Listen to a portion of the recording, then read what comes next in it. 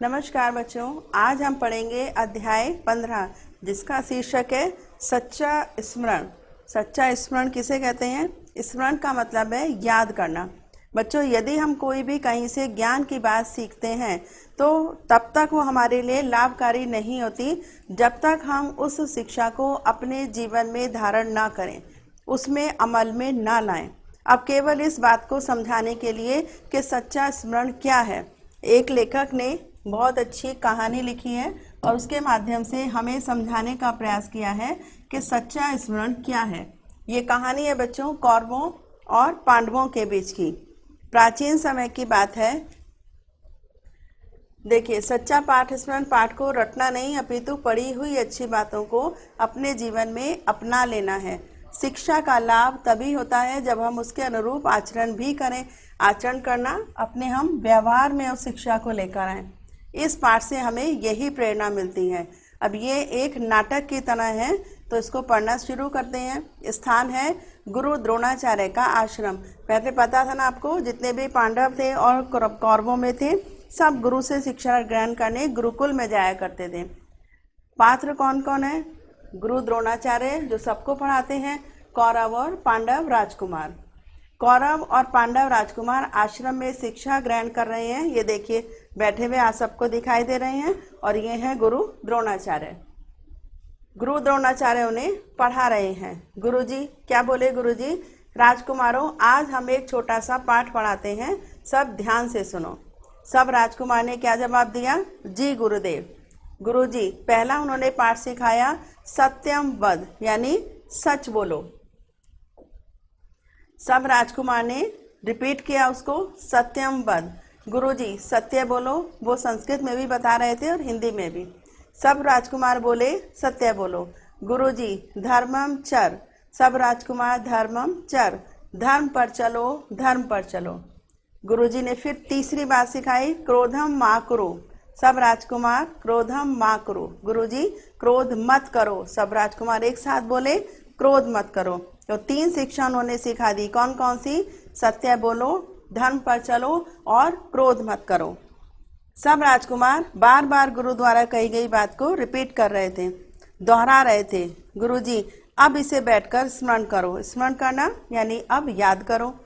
सब राजकुमार बोल बोल कर पढ़ते हैं, सत्यम वद, सत्य बोलो, धर्म चर, धर्म पर चलो, क्रोधम मा करो, क्रोध मत करो। वहीं बैठकर उस पाठ को उन्होंने याद करना शुरू कर दिया। गुरुजी इस पाठ को कल स्मरण करके आना।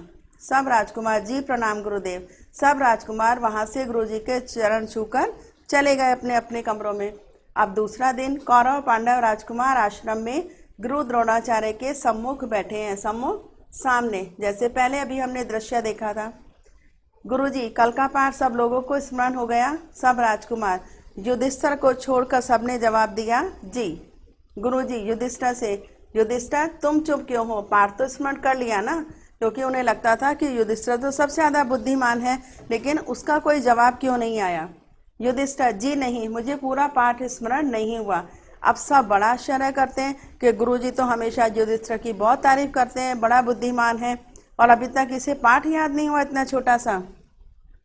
सुयोधन गुरुदेव आप हर समय युधिष्ठिर की बड़ाई करते हैं, पर देखिए इन्हें इतना छोटा सा पाठ भी स्मरण नहीं हो पाया। मगर ये बात गुरुजी जानते थे। तब उन्होंने क्या कहा? गुरुजी दूसरों की चर्चा मत करो सुयोधन, तुम अपना पाठ सुनाओ। सुयोधन सत्यम वद, सत्य बोलो, धर्मम चर, धर्म पर चलो, क्रोधम मा करो, क्रोध मत करो। गुरुजी बहुत सुंदर वत्स, बहुत सुंदर, तुमने पूरा पाठ ठीक ठीक स्मरण कर लिया है। अब भीम से कहा, अच्छा भीम तुम कुश्ती लड़ते हो या पाठ भी याद करते हो? भीम गुरुदेव मैंने पूरा पाठ स्मरण कर लिया है, छोटा सा पाठ ही तो था। गुरुजी ने कहा अच्छा सुनाओ। भीम ने भी उस बात को फिर से रिपीट कर दिया। क्या बोला? सत्यम वद, धर्मम चर, क्रोधम मा करो। गुरुजी शाबाश भीम शाबाश। जब भीम को पाठ स्मरण हो गया तो समझो सबको पाठ स्मरण हो गया, क्योंकि भीम ऐसा मानते थे कि थोड़ा कम बुद्धि वाले थे। सुयोधन गुरुदेव सबको पाठ स्मरण है, केवल युधिष्ठिर को स्मरण नहीं है, लगता है वही सबसे बुद्धू है। गुरुजी किसी को भला बुरा मत कहो सुयोधन, हम कल फिर यही पाठ सुनेंगे। सब राजकुमार हाथ जोड़कर गुरुदेव प्रणाम। गुरुजी के पैर छूकर सब राजकुमार चले जाते हैं। तीसरे दिन पढ़ाई का अवकाश रहा, छुट्टी थी। फिर चौथा दिन आया। कौरव पांडव राजकुमार आश्रम के गुरु द्रोणाचार्य के साथ बैठे हैं। गुरुजी, राजकुमारों, 3 दिन पहले हमने सत्यम वध वाला पाठ पढ़ाया था युधिष्ठिर से। युधिष्ठिर, अब तो तुम्हें पाठ याद हो गया, स्मरण हो गया होगा। युधिष्ठिर नम्रता पूर्वक, जी गुरुदेव। गुरुजी, बड़ी विचित्र बात है, तुम तो बहुत बुद्धिमान हो, फिर भी इतने छोटे से पाठ को स्मरण करने में तुम्हें 3 दिन क्यों लग गए? क्योंकि गुरुजी के मन में भी उत्सुकता थी, जानना चाहते थे। युधिष्ठिर ने क्या जवाब दिया? गुरुदेव, पाठ तो मैंने उसी क्षण रट लिया था जब आपने पढ़ाया था, पर मैं इस रटंत को ही पाठ स्मरण करना नहीं मानता। यानी रटी रटाई विद्या को विद्या नहीं कहा जा सकता जब तक हम उस पाठ को अपने जीवन में ना उतार लें। गुरुजी, बस फिर तुम पाठ स्मरण करना किसे मानते हो? युधिष्ठिर, गुरुदेव, सच्चा पाठ स्मरण करना वह है कि पाठ के अनुसार आचरण किया जाए। अब आपने सिखाया सत्य बोलो, तो सत्य बोलने का अमल भी तो होना चाहिए। क्रोध मत करो। अब मैं अपने ऊपर धैर्य धारण करना, संतोष लाना चाहता था, क्रोध को काबू में करना चाह रहा था, इसलिए मुझे समय लगा। गुरुजी, तुमने बिल्कुल ठीक समझा। बस यूँ तो तोता मैना भी बताई हुई बात को रट लेते हैं, लेकिन असली शिक्षा क्या है? इससे क्या लाभ? अच्छी बात का लाभ तभी होता है जब हम वैसा आचरण भी करते हैं। तो देखा बच्चों आपने कि शिक्षा का हमारे जीवन में लाभ कब है? जब हम किताबों में पढ़ी हुई ज्ञान की बातों को अपने जीवन में अमल में लाएं। युधिष्ठिर, गुरुदेव, सत्य बोलने और धर्म पर चलने का नियम तो मैं निभाता रहा, पर क्रोध न करने का अभ्यास मुझे तुरंत ना हो पाया। मैंने बार बार अपनी परीक्षा ली, बड़ी कठिनाई से क्रोध न करने का अभ्यास हो पाया। कल सुयोधन ने मुझे बुद्धू कहा, पर मैंने उस पर क्रोध नहीं किया। अब मैं समझता हूँ सच्चे अर्थों में मुझे पाठ स्मरण हो गया है, क्योंकि क्रोध वाली बात को वो अमल नहीं कर पा रहा था। गुरुजी, साधु युधिष्ठिर, तुम सचमुच सबसे अधिक योग्य हो, और सबने तो पाठ रटा है। तुमने पाठ की शिक्षा का अपने जीवन में अभ्यास कर लिया है। बस पाठ तो सचमुच अकेले तुमने ही स्मरण किया है। अब सुयोधन को भी समझ में आ गया कि युधिष्ठिर क्यों बुद्धिमान है। गुरुदेव, सबसे पहले मैंने पाठ स्मरण करके सुनाया है। गुरुजी, यह रटना है, इसे स्मरण करना नहीं कहते। सच्चा स्मरण करना वह है कि पाठ की अच्छी बातों का अपने जीवन में पालन किया जाए। समझे? दूसरों को बुद्धू बताने वाले सुयोधन खिसियाकर मतलब उसे शर्म आने लगी अपनी बात पर। सब राजकुमार, गुरुदेव, हम भी पाठ की शिक्षाओं को अपने जीवन में अपनाएंगे। गुरुजी, तब तुम सब भी कह सकोगे कि हमें पाठ स्मरण हो गया है। सब राजकुमार, जी गुरुदेव, प्रणाम कहकर सब चले जाते हैं। सब राजकुमार गुरुजी के चरण छूते हैं। गुरुजी हाथ उठाकर उन्हें आशीर्वाद देते हैं और सब राजकुमार वहां से चले जाते हैं। तो ये था बच्चों, सच में सच्चा स्मरण किसे कहते हैं। तो आप अच्छी तरह से समझ गए ना कि आपको और कौरवों की तरह नहीं, युधिष्ठिर की तरह पाठ को कैसे स्मरण करना है। हर शिक्षा को अपने जीवन में अमल में लाना है। चलिए तो शुरू करते हैं बच्चों अभ्यास प्रश्न। सही विकल्प पर सही का चिन्ह लगाइए।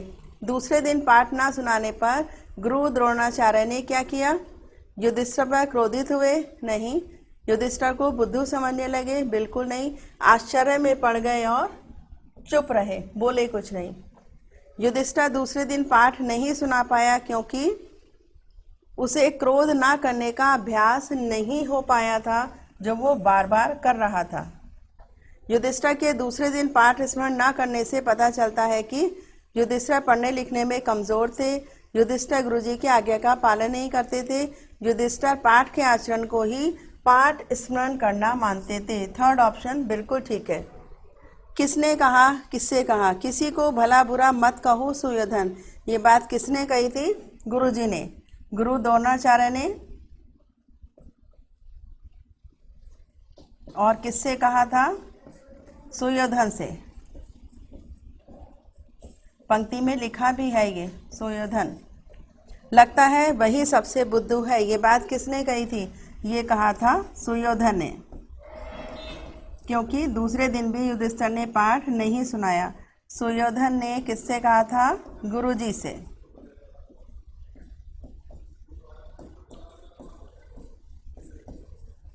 मैं इस रटंत को ही पाठ स्मरण करना नहीं मानता। ये बात कही थी युधिष्ठिर ने। और बात किससे हो रही थी, संवाद किसके बीच में थे, गुरुजी के बीच में।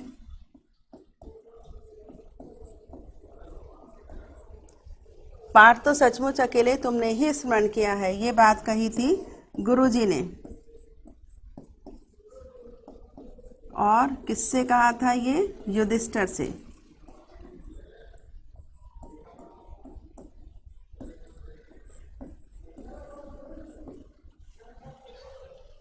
चलिए अब देखते हैं बच्चों नेक्स्ट प्रश्न। पाठ के अनुसार ठीक कथन के सामने सही का तथा गलत कथन के सामने गलत का चिन्ह लगाइए। गुरु द्रोणाचार्य ने राजकुमारों को सत्य बोलने, धर्म पर चलने तथा क्रोध न करने का पाठ पढ़ाया था। बिल्कुल ठीक बात है। यह सब राजकुमारों ने पाठ स्मरण कर लिया, भीम और सुयोधन स्मरण नहीं कर पाए, ये गलत है। उन्होंने भी याद किया था, केवल युधिष्ठिर ने याद नहीं किया था। दूसरे दिन पाठ स्मरण न होने पर युधिष्ठिर को सुयोधन ने बुद्धू बताया था। बिल्कुल बुद्धू कहा था। युधिष्ठिर ने कहा कि वह बीमार होने के कारण जल्दी पाठ स्मरण नहीं कर सका, ये गलत है। उन्होंने कहा था मैं अभ्यास नहीं कर पाया। युधिष्ठिर का विचार था कि पाठ के अनुसार आचरण करना ही पाठ स्मरण करना है, ये सच बात है। युधिष्ठिर को क्रोध न करने का अभ्यास नहीं हो पाया था, इसलिए उसने कहा था कि पाठ स्मरण नहीं हुआ, ये सच बात है। वो क्रोध पर काबू नहीं पा रहा था। निम्नलिखित प्रश्नों के उत्तर दीजिए। द्रोणाचार्य ने राजकुमारों को क्या छोटा सा पाठ पढ़ाया? 3 बातें बताई थी, सदा सच बोलो, धर्म पर चलो और क्रोध मत करो। दूसरे दिन किस राजकुमार ने पाठ नहीं सुनाया? युधिष्ठिर ने नहीं सुनाया था। गुरुजी के पूछने पर सब राजकुमारों ने क्या किया? सबने पाठ सुना दिया था। अन्य राजकुमारों तथा युधिष्ठिर के पाठ स्मरण करने में क्या अंतर था? यही अंतर था कि सब राजकुमारों ने तो पाठ को रटा था, लेकिन युधिष्ठिर ने सच्चा स्मरण किया था। युधिष्ठिर ने देरी से पाठ स्मरण करने का क्या कारण बताया? उसने यही कहा कि मैं सत्य बोलने और धर्म पर चलने का तो अभ्यास कर चुका हूँ, लेकिन क्रोध को वश में करने का अभ्यास नहीं कर पाया। द्रोणाचार्य के अनुसार सच्चा पाठ स्मरण करना किसे कहते हैं? यह हर शिक्षा को यदि हम अपने जीवन में ढाल लेते हैं, अमल कर लेते हैं, तो वही वास्तव में सच्चा स्मरण कहलाता है। तो ये था बच्चों पाठ के आधार पर जो हमने शीर्षक अभी पढ़ा, सच्चा स्मरण। सच्चा स्मरण किसे कहते हैं? तो आज का अध्याय बच्चों यही समाप्त करते हैं। कल फिर मिलेंगे एक नए अध्याय के साथ। तब तक के लिए हैप्पी लर्निंग।